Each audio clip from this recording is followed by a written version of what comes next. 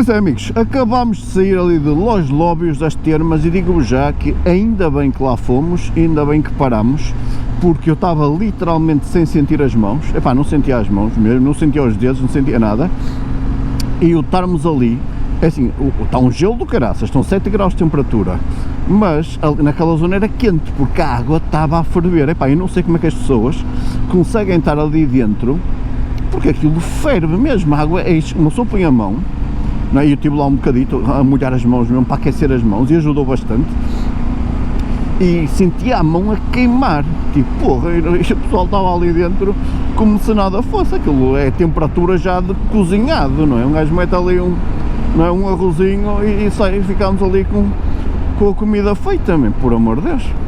Mas pronto, muito fixe o spot, engraçado, já tinha passado nesta zona várias vezes e nunca tinha parado mesmo ali, e aquilo é muito giro, por acaso achei bastante piada.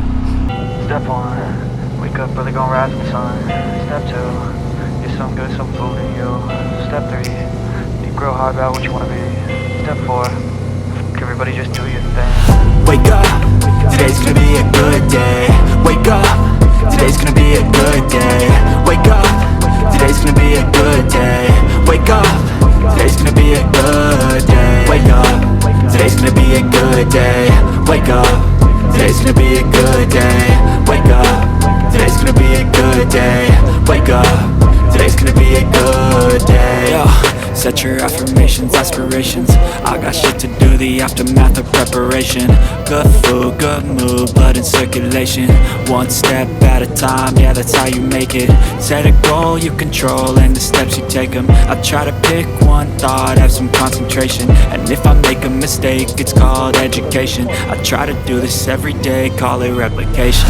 Wake up, today's gonna be a good day. Wake up, today's gonna be a good day.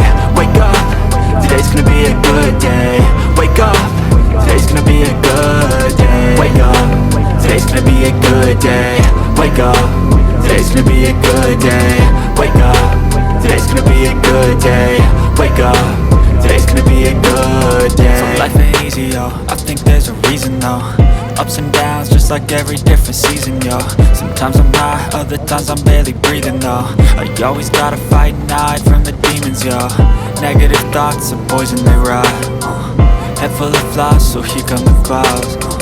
They'll never stop unless I can swap all the bad for the good in my head when I'm lost. Yeah, so I'ma fake it till I make it. Positive thoughts are overtaken, I got patience. One day at a time is how you operate a cadence. So flow, you grow, you show yourself a foundation. Stay away from all the shit that causes temptation. I know that I like to do it cause it's sensation. I live my life in my head like a narration. Don't expect greatness, do my best, man, I'll take it. Wake up, today's gonna be a good day.